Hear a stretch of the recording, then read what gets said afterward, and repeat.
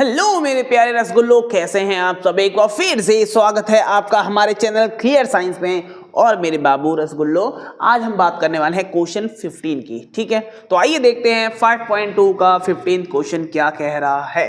ठीक है, तो बच्चे सिंपल है, ये भी बड़ी आसानी से होने वाला है। बस यहाँ पर थोड़ा सा ध्यान देने की जरूरत है और क्वेश्चनों की तरह। ठीक है, वैसे तो हर क्वेश्चन में ध्यान देना चाहिए। अब देखते हैं बच्चा, क्वेश्चन पढ़ते हैं कि क्वेश्चन में क्या है। ठीक है, n के किस मान के लिए दोनों समांतर श्रेणी, यानी पहली समांतर श्रेणी ये रही आपके पास, ठीक है, और दूसरी समांतर श्रेणी ये रही, ठीक है, उसका nवें पद बराबर होगा, यानी nवां पद बराबर होगा। यानी सीधे कहने का मतलब ये है, आपके पास दो एपीज दे रखी हैं, ठीक है, उनका कोई ना कोई एक पद पक्का बराबर होगा, पक्का बराबर होगा। तो वही हमें पता लगाना है कि कौन सा पद इसका बराबर होने वाला है। तो आइए बच्चा स्टार्ट करते हैं इस क्वेश्चन को करना। तो हम लोग सबसे पहले क्या करें, हम बच्चे एपी लिखते हैं पहले कि हमारे पास एपी कौन कौन सी हैं, तो लिखना शुरू करते हैं। तो पहली हमारे पास जो एपी है, थोड़ा सा छोटा करते हैं इसको, इन्हें थोड़ा सा छोटा।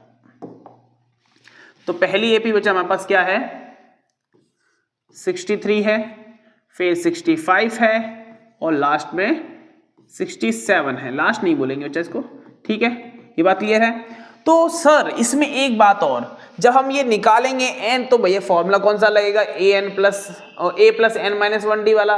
तो a भी चाहिए भैया, n भी चाहिए, n तो निकालना ही है ना, और d भी चाहिए। तो सबसे पहले d निकाल लिया जाए और a निकाल लिया जाए इसका पहले। तो d क्या होने वाला है बच्चा बताओगे पहले, सॉरी a1 बताइए पहले।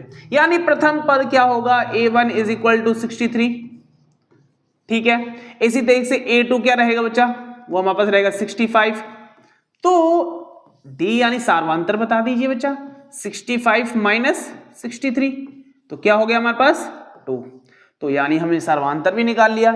इसी तरीके से क्या बच्चा, मैं दूसरी एपी की बात नहीं करूंगा क्या, इसी तरीके से क्या मैं दूसरी एपी की बात करूं, बिल्कुल। तो दूसरी एपी हम लिखेंगे बच्चा, एपी जो दूसरी एपी रहेगी हमारे पास, जो दूसरी एपी रहेगी बच्चा उसको मैं ऐसे लिख रहा हूं, ठीक है, दूसरी एपी इस तरीके से, कोई दिक्कत तो नहीं है। तो दूसरी जो एपी है हमारे पास वो कैसे लिखेंगे, 3, 10 और 17, ये हमारे पास दूसरी एपी होगी और ये भी ऐसे एक्सटेंड कर रही होगी आगे तक, ठीक है। इसका कोई ना कोई एक पद होगा, इसका भी कोई ना कोई यहां पर कोई पद होगा, वो दोनों ही बराबर होने वाले हैं ना, वो दोनों ही बराबर होने वाले हैं, वही हमें ज्ञात करना है। उससे पहले भैया हमने a1 a2 निकाला है, तो इसके लिए भी हमें निकालना पड़ेगा, ठीक है। तो ऐसा करें, उसके लिए जब बड़ा यूज कर रहे हैं तो इसके लिए भैया a बड़ा कर लेते हैं, है ना, a बड़ा कर लेते हैं हम लोग, और इसका भी a बड़ा कर लेते हैं हम लोग, और d का भी हम बड़ा कर लेते हैं, ठीक है, d को भी बड़ा कर लेते हैं, कोई दिक्कत यहाँ बच्चा, ये सिंपल सी बातें हैं, ठीक है। अब यहाँ पर निकालते हैं इसका a1, तो कितना हो जाएगा 3 हो जाएगा।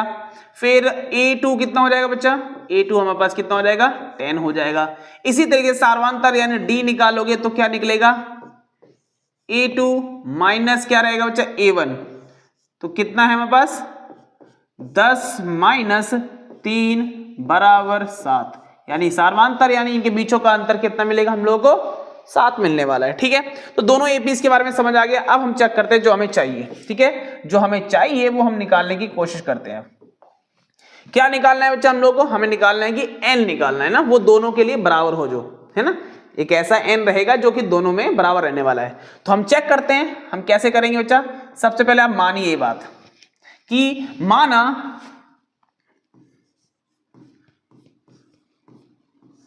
nवा पद दोनों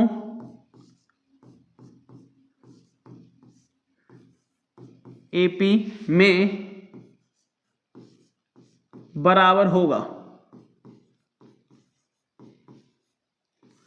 बस इतनी कहानी से लिख लिया हम लोगों ने, बस। अब देखिए बच्चा, अब क्वेश्चन सिंपल होने वाला, अब क्वेश्चन सिंपल होने वाला। अब देखिए बच्चा, बड़े आराम से समझेंगे इस क्वेश्चन को। तो सर कैसे होगा, अब देखिए बच्चा, हमने ये तो क्लियर कर लिया कि भैया इसका एपी, इसका एक टर्म यानी इसका एक पद और उसका एक पद बराबर होगा, पर कौन से पे होगा, n पर होगा, वही n निकालते हैं। यानी मैं लिख लेता हूं बच्चा प्रश्न अनुसार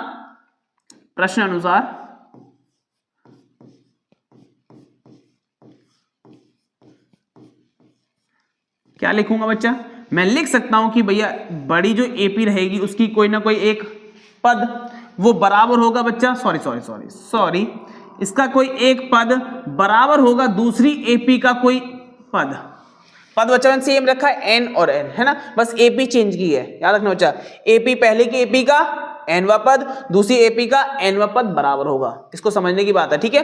तो ए एन, इसका फॉर्मूला क्या बनेगा, ए प्लस एन माइनस 1 डी, ठीक है, ये मैं बड़े के हिसाब से लेके चल रहा हूं, और यहां पर छोटे के हिसाब से लेके चलेंगे तो ए प्लस एन माइनस 1 डी, और एन दोनों में सेम चलेगा क्योंकि भैया दोनों में बराबर है, कहा है ना उसने मुझे दोनों पदों के लिए हमें बराबर रखा हुआ है, ठीक है। तो ए यानी प्रथम पद इसके हिसाब से 63 हो जाएगा, ठीक है, कितना 63 प्लस में एन माइनस 1 डी कितना निकला बच्चा, 2 निकला हुआ है, ठीक है। सामने अब इसके लिए दूसरी एपी के लिए ए हमारे पास 3 है, एन बीच में प्लस लगा लीजिए, एन माइनस 1 डी कितना बच्चा 7 था, इसका तो 7 निकला है ना हम लोग का। अब देखिए अब निकालते हैं वैल्यूज, पहले ना इस ब्रैकेट को खत्म कर लेते हैं ना, पहले इसको ब्रैकेट को खत्म कर लेते हैं, यानी 63 प्लस में कितना हो जाएगा बच्चा 2n माइनस में 2, सामने भी 3 प्लस में 7n माइनस में 7, ठीक है बच्चा। जो हमारे पास चर हैं वो इधर एक साथ में ले आइए और जो नंबर्स हैं वो एक साइड में लेके चलते हैं, ठीक है, यानी हम लोग लाइक टर्म्स को एक साथ कर लेंगे, एक जैसे जो है उनको इकट्ठा कर लेंगे। एन वालों को क्या करें बच्चा, सब इधर ले आए, एन वालों को सबको उठा के इधर ले आइए और नंबरों को उधर भेज देते हैं। तो यहाँ पर 2n तो बेचारा पहले से बैठा हुआ है, ठीक है, फिर 7n है, इसको उठा लाइए बच्चा, 7n मतलब माइनस, उधर प्लस का है तो इधर क्या हो जाएगा माइनस का हो जाएगा, ठीक है। अब सामने क्या बचा है 3 प्लस में सॉरी माइनस में माइनस में 7 है ना, इधर से 63 लेके जाइए वो माइनस का 63 हो जाएगा, ठीक है, ये माइनस का 2 है उधर जाके प्लस का 2 हो जाएगा, ठीक है बच्चा, कोई समस्या यहां तक। अब कुछ नहीं करना है, अब कुछ नहीं करना, 2n में से 7n गए तो भैया माइनस के 5n बच जाएंगे आपके। सामने क्या है बच्चा, इनको जोड़ के खत्म करते हैं कितना हो जाएगा 63 और 7 कितने 70 माइनस से 70 हो गए, माइनस के 70 में से भैया 3 और 2 5 घटाएंगे तो कितना हो जाएगा 70 में से 5 गए तो बच्चे कितने बचेंगे माइनस में 65, ठीक है। और आप देख पा रहे हैं बच्चा, आप देख पा रहे हैं क्या कि यहां पर हम लोग क्या करेंगे माइनस से माइनस खत्म करेंगे, ठीक है, और n की वैल्यू निकालें तो बच्चा n is equal to 65 upon में 5, और आप जानते इसको काटोगे तो 13 पंजे 65 जाएगा, यानी n का मान कितना हो गया बच्चा 13 हो जाएगा। यानी हम कह सकते हैं बच्चा, हम क्या कह सकते हैं, हम कह सकते हैं कि भैया जो दोनों एपीओ का 13वां पद बराबर होगा, 13वां पद बराबर होगा, ठीक है। हम लिख देते हैं जल्दी से बच्चा, अतः दोनों एपीओ का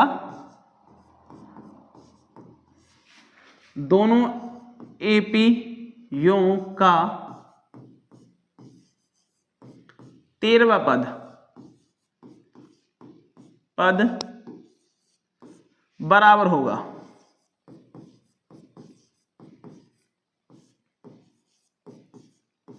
ये बड़ा सिंपल सा क्वेश्चन था बच्चा, क्या ये समझ आया?